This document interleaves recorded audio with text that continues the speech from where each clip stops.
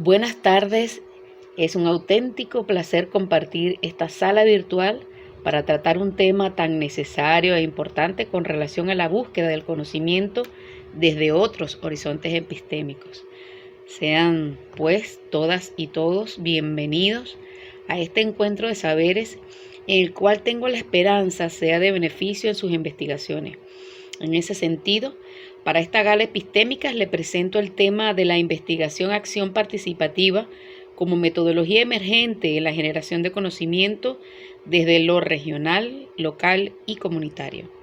Les habla Sarita De Fit, su servidora en este espacio-tiempo.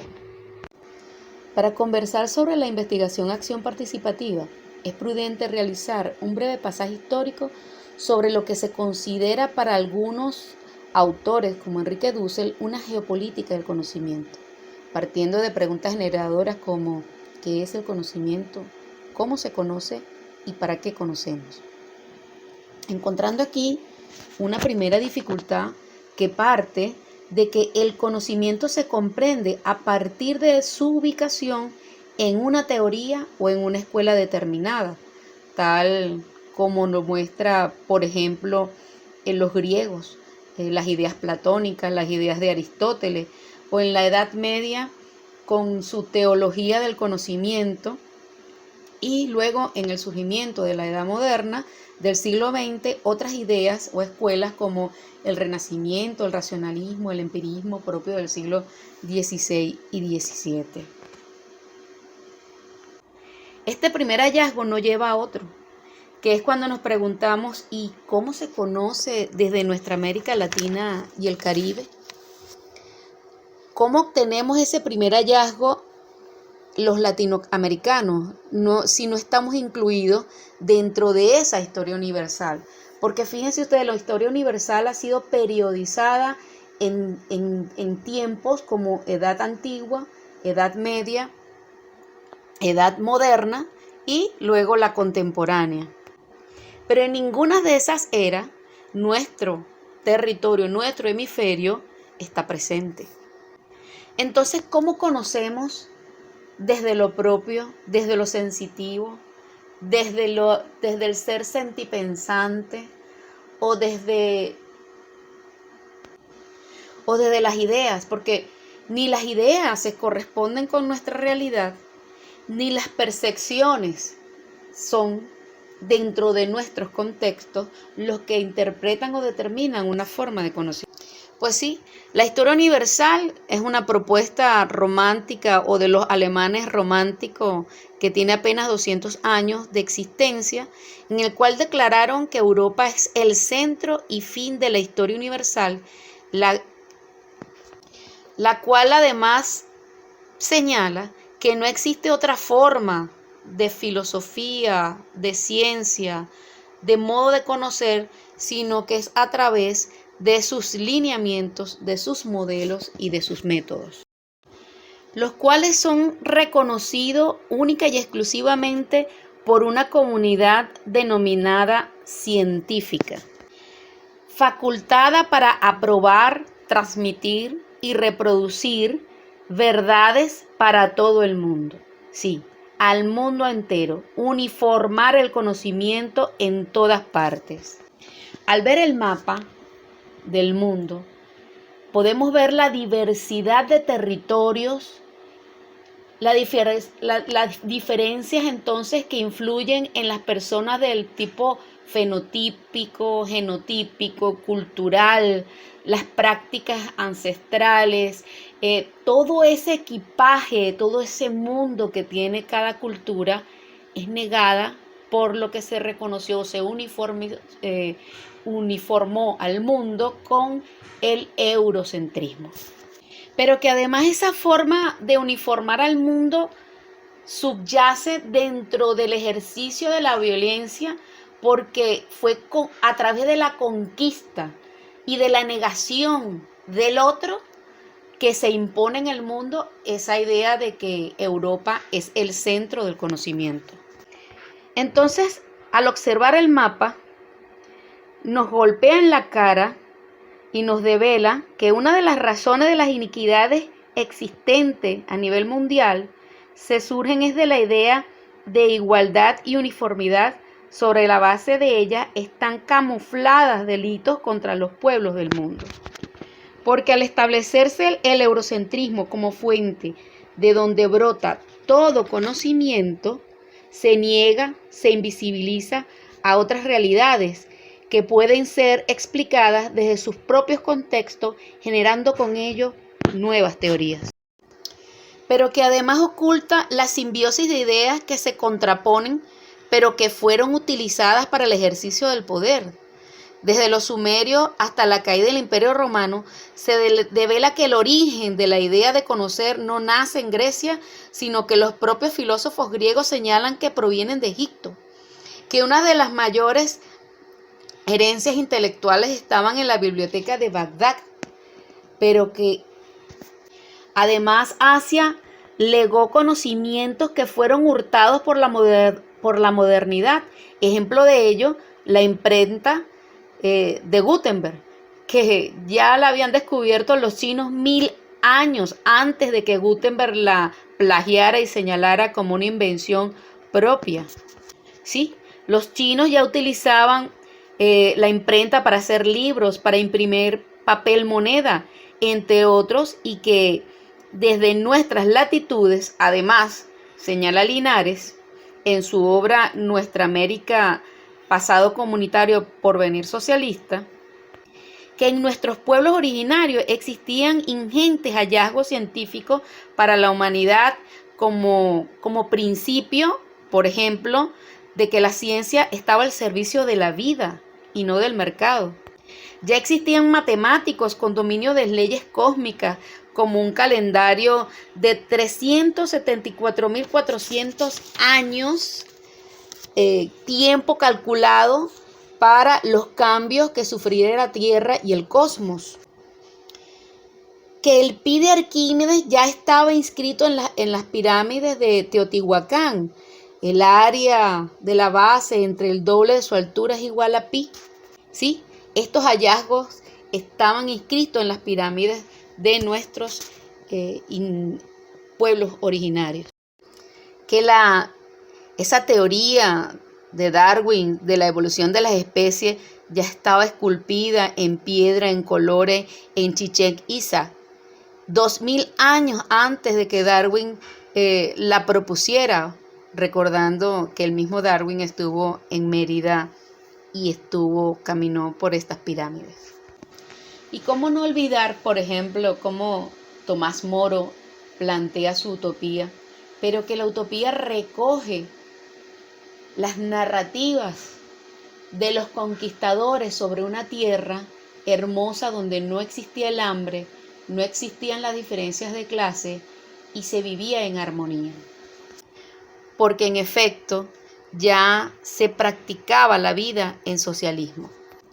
Y permítanme, por último, para no hacer tan extenso este relato, que desde el punto de vista internacional, en el Tahuantinsuyo era una confederación de pueblos libres, unidos por carreteras, puentes, acueductos, y que se ayudaban entre unos y otros, con principios sociales como no robar, no ser flojo y no explotar.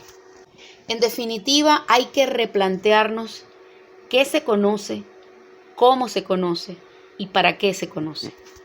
Y es que estas preguntas solo pueden obtener respuesta en nuestra era, donde la crítica a todo lo conocido es fuente de donde brota esa duda, esas ganas de ahondar en la búsqueda de otro mundo posible. Como latinoamericanos y caribeños tenemos una unidad genésica frente al eurocentrismo, y es la conquista y colonización. Desde esa realidad debemos sospechar de todo, y con Bolívar recuerdo ese hermoso discurso cargado de crítica a todo el pensamiento eurocéntrico. Porque este ya no puede dar nada para el nuevo mundo, recordemos. La civilización que ha soplado del oriente ha mostrado aquí todas sus fases, ha hecho ver todos sus elementos, mas en cuanto a resolver el gran problema del hombre en libertad, parece que el asunto ha sido desconocido y que el despeje de esa misteriosa incógnita no ha de verificarse sino en el Nuevo Mundo. Simón Bolívar, Discurso en el Monte Sacro. Partiendo de la certeza que el ser social es un ser político, por ello, en palabras de Enrique Dussel, exponer una posible historia de la política, la historia de los pueblos que son los actores políticos y el pensamiento o la filosofía política que los ha inspirado, por lo general estas historias siguen de ciertos marcos que las limitan y por ello es importante romper estos marcos, destruirlos o deconstruirlos para componer un relato sobre nuevas bases, esto es, desde otro paradigma histórico. Porque en ese encuentro, mal llamado encuentro cultural o choque cultural, se develan dos circunstancias importantes. Primero, el conquistador viene con la idea de Parménides, padre de la ontología, quien señalaba que el ser es y el no ser no es. Pareciera algo sencillo, pero simplemente ello denota el principio de la desigualdad, porque el ser es para Parménides el griego y el no ser es el bárbaro. En el caso del conquistador español europeo, el ser es blanco, europeo, y el no ser es el indígena, un bárbaro. Por lo tanto, no tenía derechos ni de sus tierras ni de sus vidas y justificó de esta manera toda la barbarie y genocidio ocurrido en nuestro territorio. Y desde esa llegada, desde esa invasión al territorio, a nuestro hemisferio, a nuestro continente, vino aparejada de una negación del gran Abya Yala y la imposición de algunos límites al conocimiento planteados a partir del arribo del pensamiento europeo. El primer límite que es preciso superar en las filosofías políticas en boga es el helenocentrismo, el olvido de que las palabras fundamentales de la política griega tienen un origen no griego. En segundo lugar, el occidentalismo, que no advierte la importancia del mundo bizantino para los inicios de la modernidad política. El tercer límite es el eurocentrismo de las filosofías políticas que obvian por desprecio o por ignorancia todo lo alcanzado práctica o políticamente por otras culturas. A estos límites se añaden otros como la periodización de la historia según los criterios europeos, el secularismo tradicional de las filosofías políticas, el colonialismo teórico de estas en los países periféricos y finalmente el límite no menor, la exclusión de América Latina cuando se indagan los orígenes de la modernidad. No habría que leer esta historia como un relato más, sino como un contrarrelato, como un relato de una tradición antitradicional, como un buscar lo no dicho y lo no investigado en lo ya dicho. Es decir, de la corporalidad sufriente de los condenados de la tierra sean sus puntos de partida en la búsqueda de todo conocimiento. Entonces, debemos recordar que la naturaleza humana se caracteriza por esa necesidad de conocer el mundo que lo rodea, esa exigencia por comprender e intervenir las realidades con el fin de generar una mayor adaptabilidad y facilitar el modo de habitar y existir en el mundo. Es así como de sus inicios el hombre de forma perentoria y la mujer ha estudiado los diferentes fenómenos con los que cohabita, hasta el punto de representar y dar sentido a la naturaleza al entendimiento. Este proceso de entendimiento ha sido influenciado por diferentes paradigmas filosóficos que han impactado los procesos históricos y por ende son elementos que fundamentaron la construcción de la sociedad que hoy conocemos. Por ello, la historia cobra sentido porque ha demostrado que el sendero transitado por el ser humano en búsqueda de la comprensión es arduo y extenso. La búsqueda del conocimiento es un aspecto que ha generado un gran interés en la aventura de la humanidad. El cúmulo de ideas y representaciones que fueron construyéndose desde los antepasados humanos trajo consigo la edificación de la cultura y dio inicio a una nueva forma de ver y habitar el mundo. Características que le permitió al ser humano adaptarse con más facilidad al medio y establecerse en nuevos lugares donde con anterioridad se consideraba imposible vivir.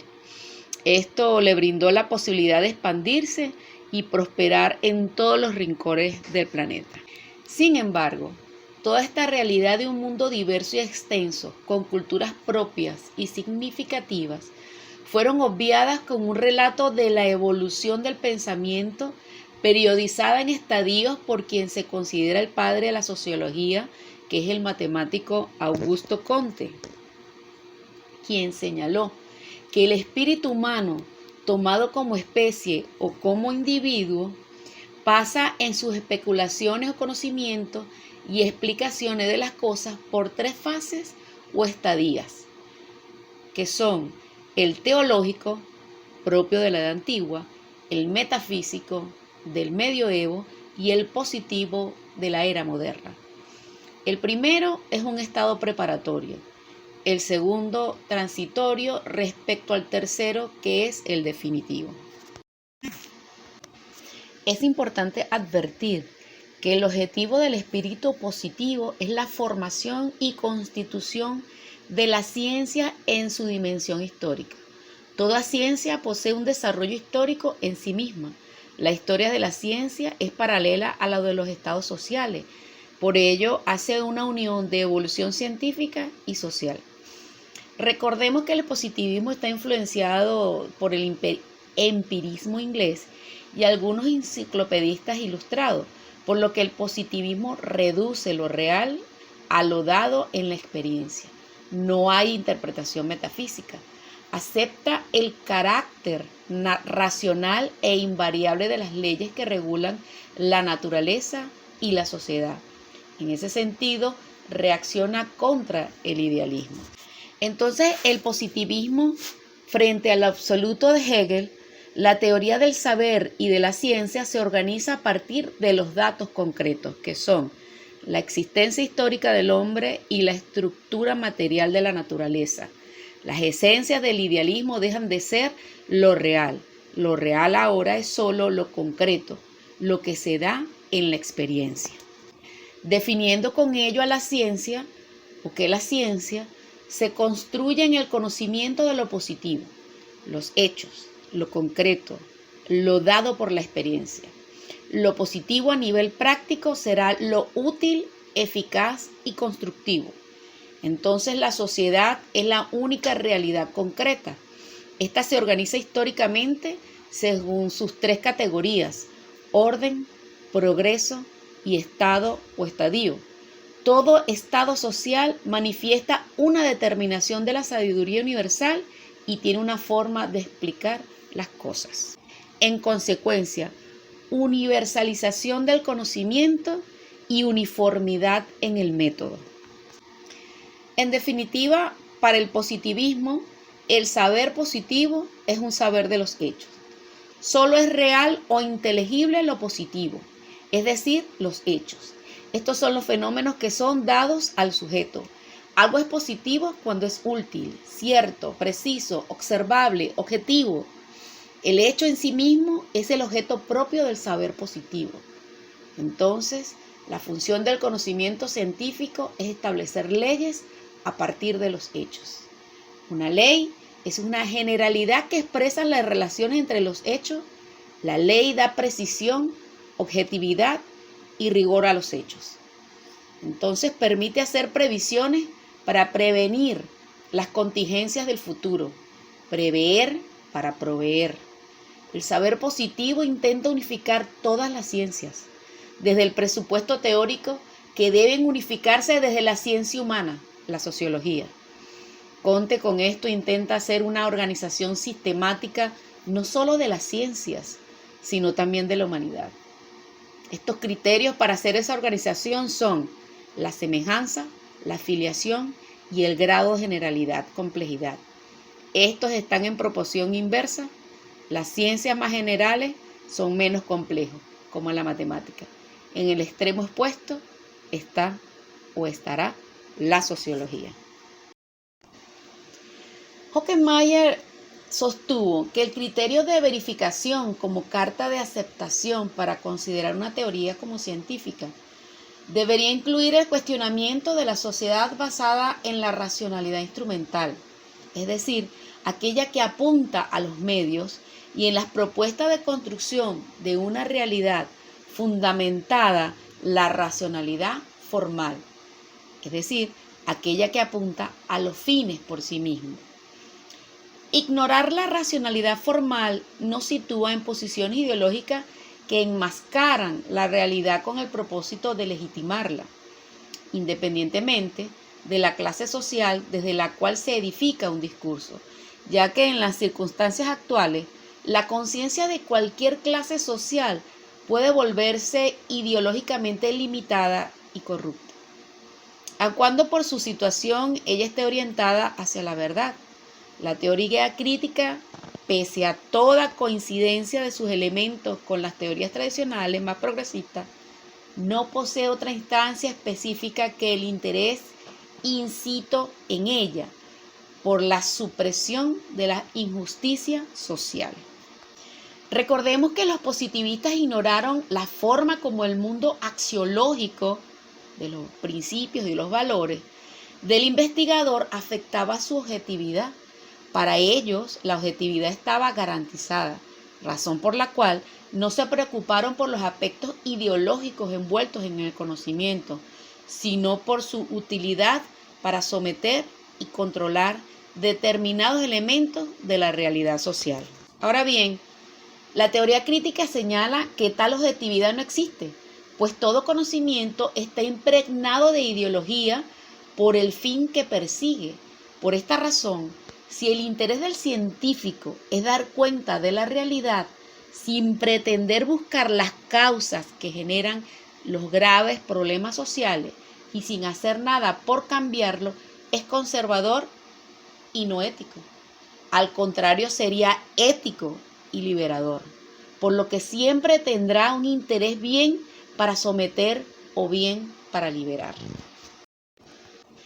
De allí que los teóricos críticos consideren que la teoría positivista está enmarcada dentro de la razón instrumental, es decir, una racionalidad que constriñe al ser humano y que procura el perfeccionamiento de los medios para la consecución de sus fines determinados o de los fines determinados por el sistema, que no es otro que el mantenimiento y acrecentamiento de su poder.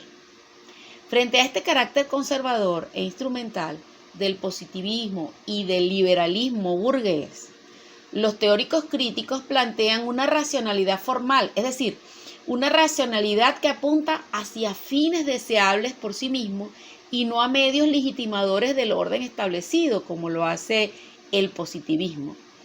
Entonces, que atempone a la verificación empírica como criterio de validez de la ciencia, el examen detallado de la sociedad a partir del cual se elaboren propuestas que permitan solucionar sus problemas y mejorar su calidad de vida. Si bien para la teoría crítica este es el punto más importante de la ciencia, no por ello ignora el proceso de investigación científico, solo que plantea hacer ciencia que permita develar los resortes ocultos sobre los cuales se sustenta un orden social determinado. Es por esto que la Escuela de Frankfurt propone hacer ciencia crítica y comprometida con un interés emancipatorio de la sociedad. Sumado a la teoría crítica, tomo de la teoría de la complejidad, porque ella explica cómo la ciencia no es un saber acabado y cerrado. Al contrario, considera que la ciencia debe apuntar a una comprensión multidimensional de la realidad, sin pretensiones de llegar a conclusiones definitivas, puesto que la historia de la ciencia ha demostrado que es un saber en constante reacomodo. Es precisamente esa visión multidimensional la que conduce a la ciencia a dejar de lado el parcelamiento del conocimiento en disciplinas, que ha llevado cada vez más a una especialización de los estudios.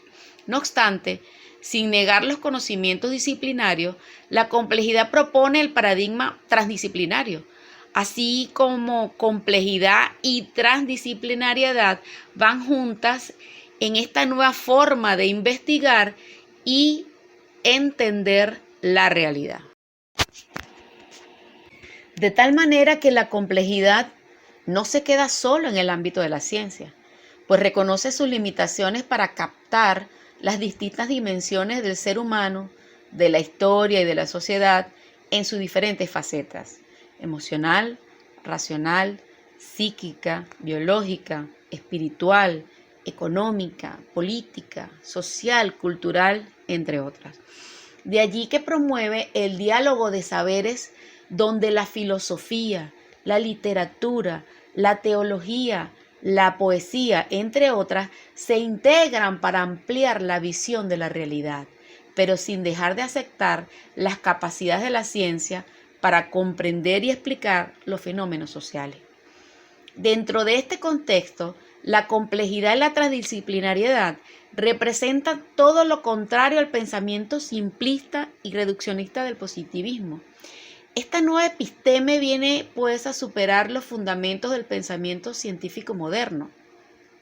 Esto es la objetividad, la distancia entre lo subjetivo y lo objetivo, la causalidad lineal, la neutralidad, la formulación de leyes generales, la especialización del conocimiento, los cuales están siendo seriamente cuestionados por la crisis que experimenta la modernidad occidental. En este sentido, es claro el surgimiento de una nueva cosmovisión, donde nociones como integralidad, sensibilidad a las condiciones iniciales, inestabilidad, incertidumbre, caos, fluctuaciones, turbulencias, autoorganización, estructuras disipativas, azar, indeterminismo, fractalidad, entre otras, se manifiestan de manera conjunta y sin oposición a criterios como orden, determinismo, estabilidad, causalidad, linealidad o previsibilidad, donde el conocimiento científico es una de las diversas formas de conocer el mundo, pero no la única. En efecto, el paradigma de la complejidad nos dice que la realidad es siempre contradictoria, razón por la cual debemos evitar el error de las visiones simplistas del mundo. Visiones que privilegian el orden y reducen las explicaciones a una única ley, ignorando de esta manera las múltiples relaciones entre los distintos niveles de realidad política, cultural, social y económica, tal como lo hizo. Si bien la simplicidad puede ver lo uno y lo múltiple, no logra advertir que en lo uno está contenida la multiplicidad y viceversa. Vale decir, que no puede ver lo uno en el todo, ni el todo en el uno. En consecuencia, para la complejidad, el universo no está determinado por un principio reduccionista como lo creía el positivismo. Al contrario, en el universo también operan la casualidad y el desorden simultáneamente como elementos autoorganizadores con propósitos y finalidades, como lo señala Previone en su teoría del caos. Asimismo, en la sociedad se alternan la autonomía y el condicionamiento de factores múltiples, a diferencia de las leyes inexorables de la historia que dejan poco margen de actuación al hombre. En este sentido, el hombre o el ser humano autónomo es aquel que tiene la capacidad de tomar sus propias decisiones e incidir en la construcción de su condición humana, social y en su devenir histórico, en sus múltiples dimensiones: racional, física, espiritual, económica, emocional, biológica, etc., dentro de un marco social y físico diverso, donde se cruzan los planos político, cultural, económico, moral, geográfico entre otros. He aquí que una de las complejidades propiamente humanas, no somos completamente libres, aun cuando frecuentemente tenemos la idea de serlo. A diferencia de esta visión compleja de la realidad, Edgar Morin sostiene que la racionalización pretende encapsular la realidad en una visión coherente, negando todo lo que contradice e ignorándolo por considerarlo irreal. Esta es la posición de los positivistas, que ignoran todo aquello que no puede ser comprendido desde la ciencia en términos de leyes y experimentación. Para resumir lo expuesto hasta ahora, se puede plantear en 3 principios que caracterizan a la complejidad. Primero, el principio dialógico, el cual admite la dualidad en el ámbito de la unidad y viceversa. Esto es, relaciona 2 conceptos a la vez suplementarios y contradictorios. Como segundo principio, el de la recursividad organizacional, que implica que los productos y los efectos son a su vez causas y productores de los fenómenos que lo producen, como si se tratara de un remolino en el que cada elemento es simultáneamente generado y generador. Esto se opone a la visión secuencial de causa y efecto. Y como tercer principio, tenemos el hologramático. Señala que el todo está en la parte y la parte está en el todo. Este principio se sitúa más allá de la visión fragmentaria, que no percibe más que las partes, y de la visión holística, que no ve más que el todo. De allí que el paradigma de la complejidad reúna tanto al observador como al conceptualizador en su contexto y a su vez en la observación. Ahora bien, el paradigma de la complejidad propone la forma en que debe ser estudiada la realidad, y esta es a partir de la transdisciplinaridad.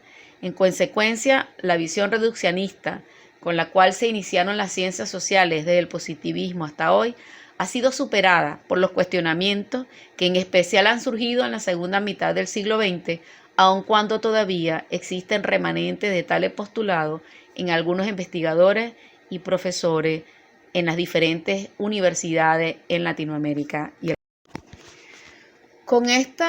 con todas estas consideraciones previas sobre el conocimiento, teorías, modelos y métodos que nos permiten recibir a la investigación-acción como una oportunidad de crear nuevas teorías desde las realidades de nuestra región, desde el espacio local y comunitario. En ese sentido, la investigación-acción participativa es una metodología que surgió del debate en una época de auge de la sociología colombiana, a comienzos de la década del 60, que iría abriendo paso en el mundo académico producto de los profundos y cualificados resultados obtenidos desde las primeras investigaciones con acción y participación, tanto para las comunidades, que son las que construyen herramientas para sus acciones sociales, como para el mundo académico, que empezó a reconocer detalles de la vida social planteados por los propios actores colectivos.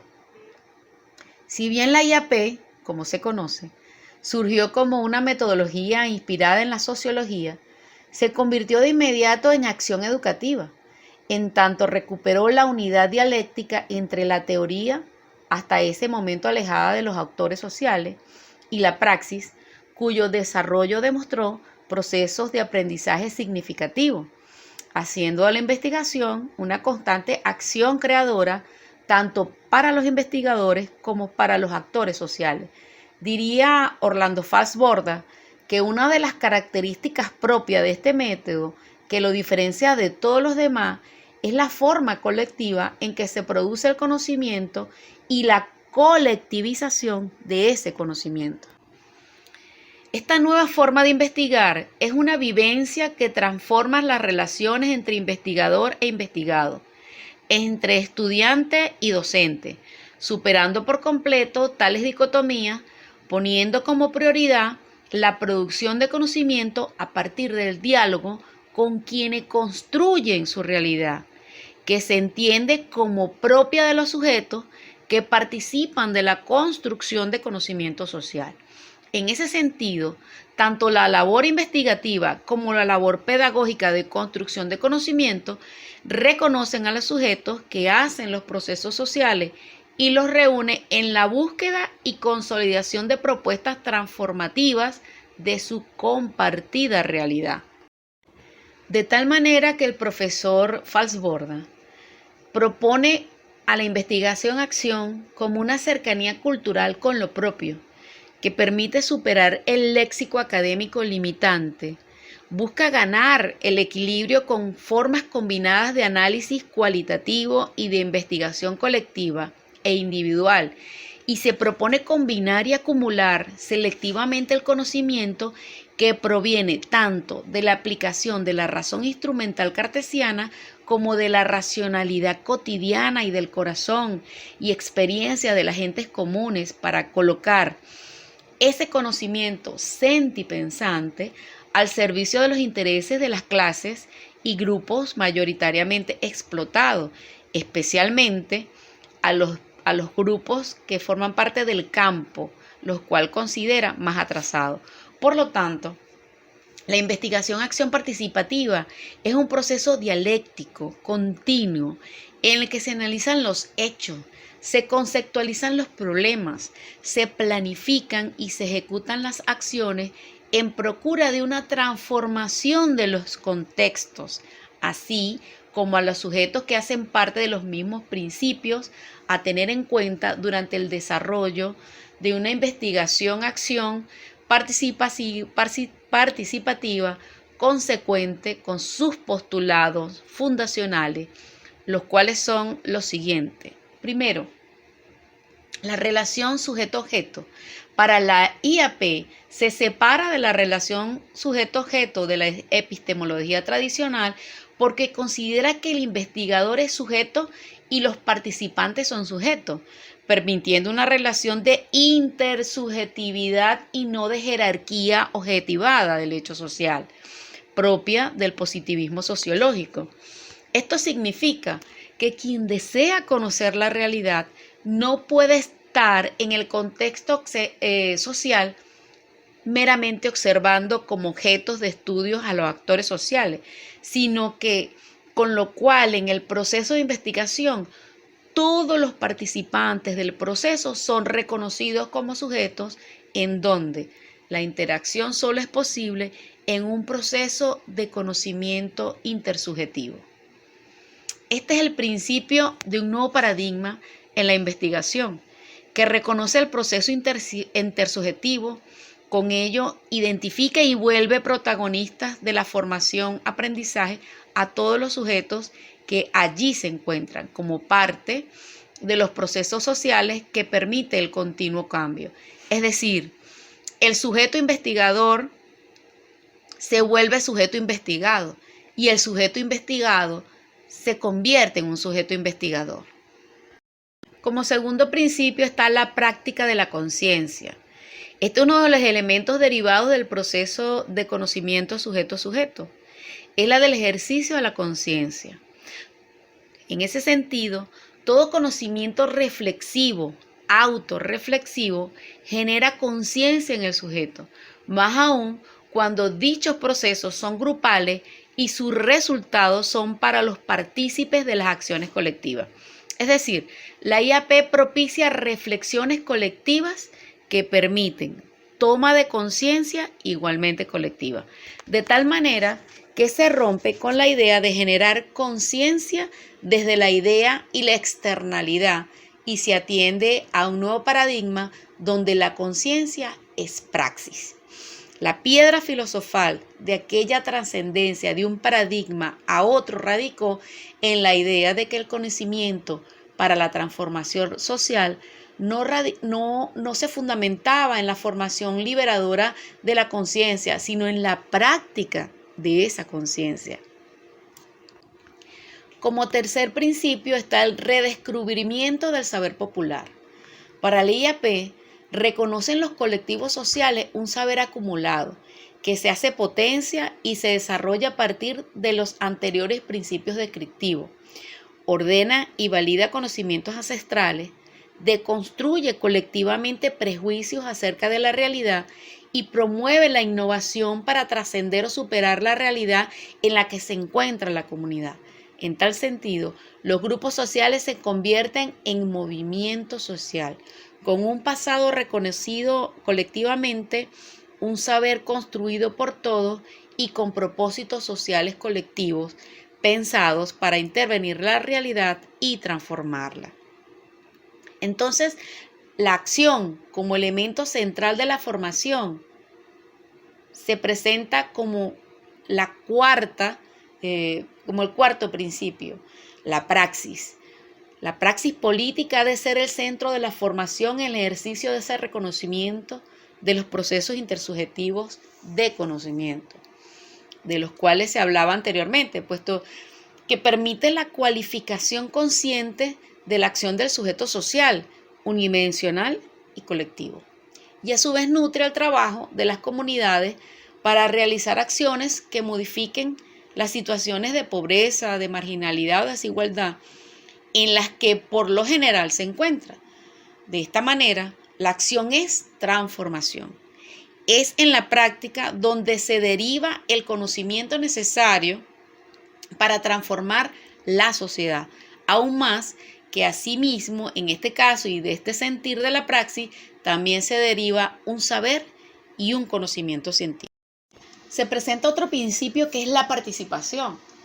Por lo general se permite asumir la participación para que se expresen las vivencias y problemas de los actores sociales, sin permitir espacios de reflexión que generen acciones de cambio y transformación profunda de las estructuras hegemónicas y de enajenación o cosificación de los sujetos.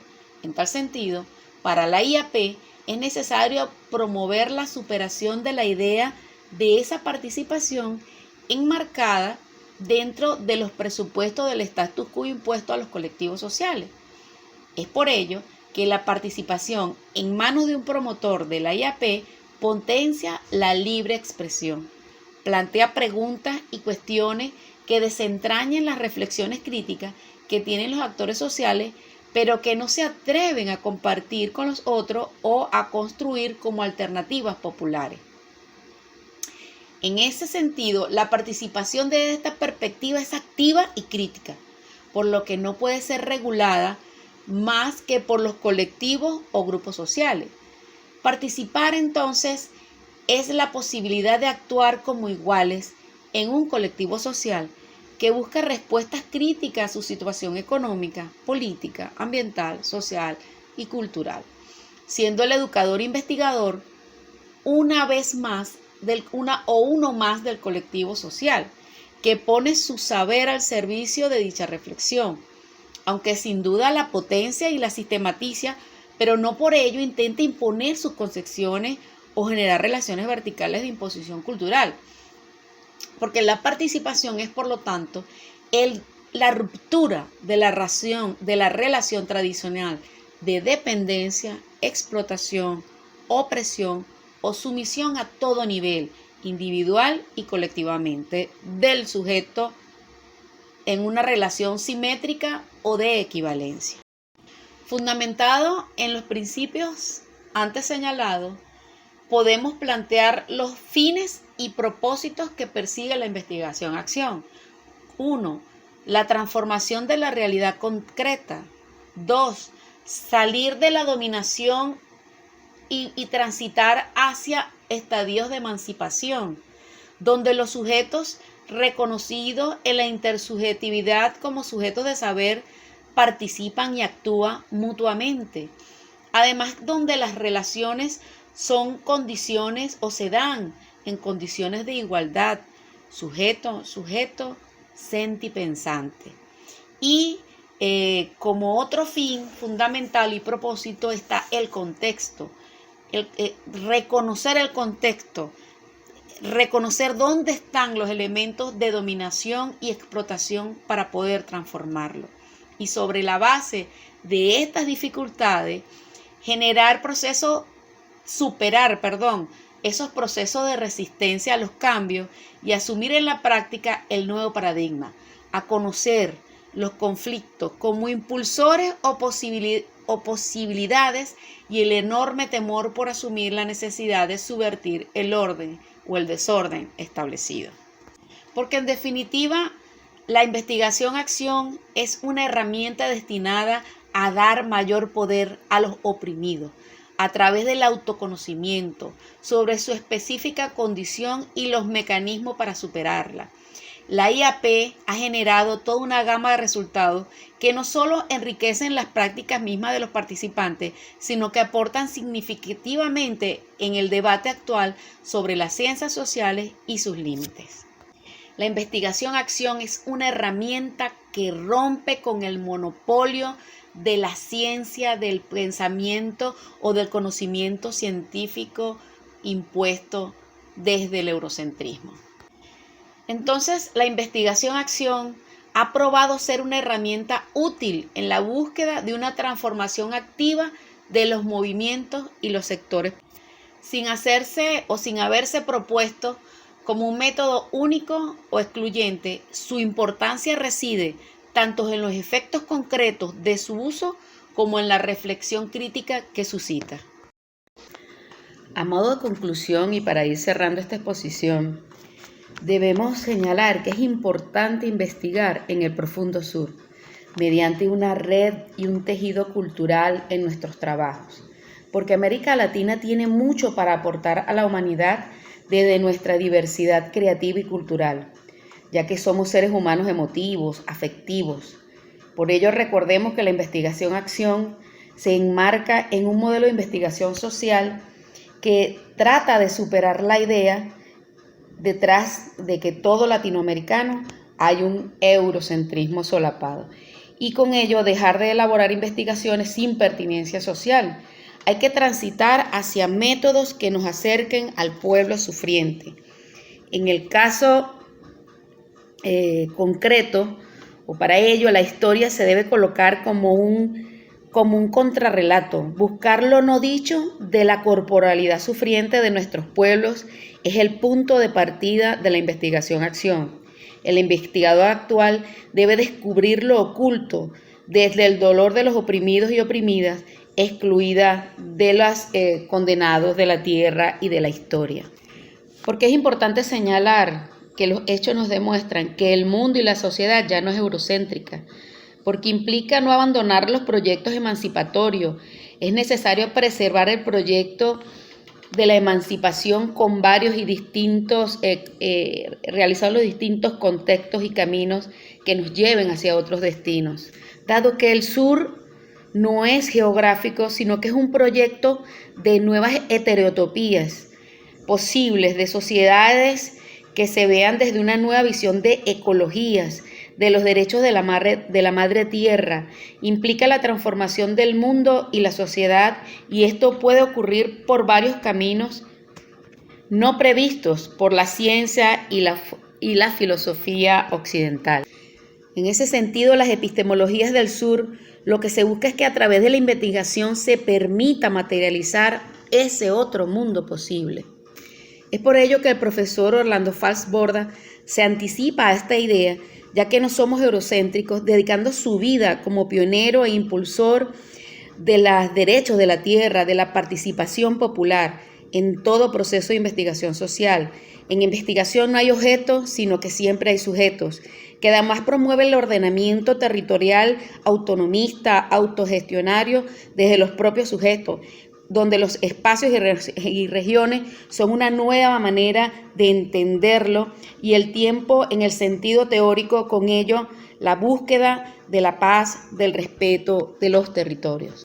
Entonces, para hacer estas nuevas investigaciones se necesitan otras interpretaciones, nuevas concepciones diferentes y pertinentes a las establecidas por Europa, con el fin de recordar y refrescar la memoria, que no solo está orientada la IAP al fetiche de la investigación, no es investigar por investigar en sí mismo, sino que ni tampoco que es educación de adultos. Las metas del conocimiento liberador y del poder político de la investigación-acción es el fin esencial de la liberación de los pueblos, su emancipación. Por ello plantea como fines capacitar y formar a los grupos y clases oprimidas para que adquieran suficiente creatividad y fuerza transformadora, lo que le deben expresar o que se deben expresar en proyectos regionales, en acciones, en políticas y en luchas de resistencia. Es decir, producir y desarrollar el proceso de pensamiento sociopolítico con el cual las bases populares puedan plantear proyectos desde las bases y no que sean impuestas desde arriba, desde la tecnocracia o desde los intelectuales. En definitiva, la IAP lo que pretende es darle poder al común, al pueblo. Y desde allá aparecen nuevas concepciones. ¿Qué es el común? ¿Qué es el bienestar común? ¿Qué se entiende por el buen vivir en Latinoamérica y el Caribe? Fomentando con ello un valor que es el contrapoder popular, cultivando a través de la IAP los principios de investigación colectiva como de objetividad contrahegemónica, como subjetividad contrahegemónica. Para ello, la recuperación crítica de la historia es necesaria, porque hasta ahora toda la historia escrita está dada desde los vencedores. Entonces hay que hacer otra historia desde nuestros territorios, en nuestras universidades, superando con ello la visión hegemónica y dominante de los vencedores. De tal manera que valorar las culturas populares de resistencia contrahegemónica y de liberación son necesarias. En ese sentido, producir y difundir el conocimiento contrahegemónico donde existen gran cantidad de saberes y prácticas que nadie visibiliza porque a la historia oficial no le interesa. Entonces se debe producir y comunicar lo que se investiga como desafío de las universidades latinoamericanas y caribeñas, y dejando de esta manera atrás la visión de ser sucursaleros del conocimiento. Y para ello la pertinencia de concebir al espacio y al territorio desde otros horizontes epistémicos, desde las equivocadas interpretaciones de la visión occidental. Para el profesor Fassborda se debe de derruir la noción limitada que se tiene del espacio como una dimensión física hacia una como construcción social de unidades transitorias, de unidades maleables, de unidades recipientes que versan sobre el territorio cultural, entendiendo estas como los ecosistemas, las tierras baldías, las cuencas hidrográficas, las regiones históricas culturales, los territorios étnicos, los caseríos, los vecindarios, las comunas, los municipios, las poblaciones. Por lo tanto, es importante, necesario y urgente investigar desde la crítica a la globalización capitalista neoliberal. Recordemos que la palabra globalización de producción norteamericana lleva consigo el viejo peligro de barrer otras culturas como lo hicieron otrora con los indígenas en la conquista. Recordemos que el pensamiento colectivo está enraizado con identidades utópicas, culturales, mitológicas y teológicas, las cuales han sido las primeras víctimas de la globalización. En consecuencia, se debe prestar atención a las entidades locales territoriales, a sus habitantes y recursos de bioespacios, porque estos son espacios de los pueblos, encontrando que allí es donde se articulan las principales luchas de resistencia popular e intelectual en contra de la globalización. Señalando el profesor Orlando Fassborda que estos son contenedores populares donde se observan tres experiencias de acción política popular como son la lucha por la tierra, la lucha por el poder y la lucha por la cultura propia.